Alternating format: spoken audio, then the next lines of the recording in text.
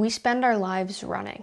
From the beginnings of adolescence, when we start to formulate our paths and learn how to make choices, we ironically continue to let the actions and words of others dictate the direction we take. Go to college, find your interest, pursue the financially viable ones, get a degree, follow a profession, land a job, get a promotion. The things that we're expected to do continue to increase as we age, our obligations increase. This path is incessant. It only gets faster as you go farther, and one day, if you're ever lucky enough to start questioning why you live the way that you do, that is when you push harder. Because it's terrifying to imagine a pivot, the choice to delineate, because now not only is there a fear of trying something new, you have the fear of loss, the loss of everything you've worked on for years. Maybe you don't have the will to stop on your own, so what if something forced you to stop? Welcome to quarantine. That resistance to change is called inertia. Inertia is the tendency of an object to remain at rest, or if that object is in motion, to continue in a straight line unless acted on by an external force. While this is a physics term, I find that much is the same for our lives as human beings. Our lives carry a natural inertia, and the longer we stay on one path, the harder it is to delineate. This is generally because most paths going forward involve an increase in responsibility, and responsibility oftentimes means obligation. Think of the most accepted choices: taking a promotion at work where you oversee more business units, having a first child, taking out a mortgage on a first home. Any one of these choices requires either financial or emotional buy-in, and buy-in is very sticky. The more stick you have on you, the more you get weighed down. This becomes a really physical phenomenon after a while. Even one of these choices will make it really tremendously difficult for you to move to something else.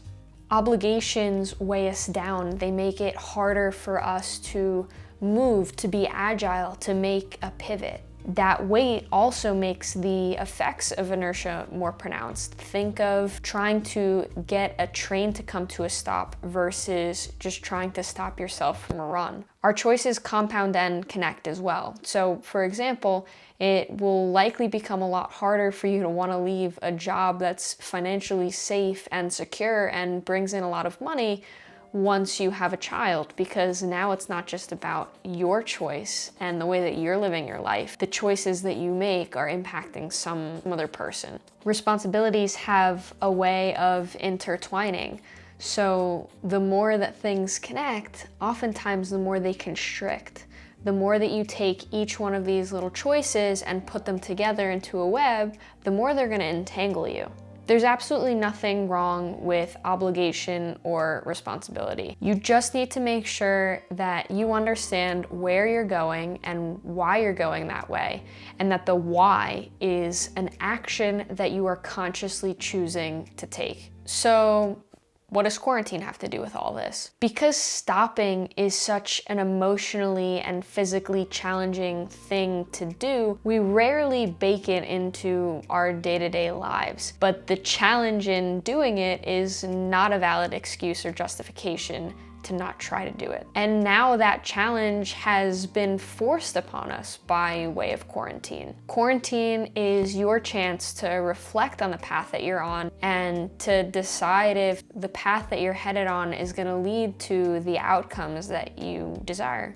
We've essentially stopped inertia for a few months. There's no fighting rush hour traffic to get home from work. There's no Friday night bar crawl with your buddies to decompress from a long week, which, by the way, you should not feel like on a regular basis. You need to decompress from your life. There's very few distractions, and that leaves us to experience a beautiful thing called boredom. Because while boredom is toxic in high doses, you need it to understand where and why it feels like your life is falling short. You need to be willing to sit with those feelings long enough in order to move past frustration into curiosity, into asking yourself questions like, why do I feel the need to go to the bar every single week? What is causing me to be so stressed in my life? Is there a way that I can substitute that behavior for something that's accessible to me now?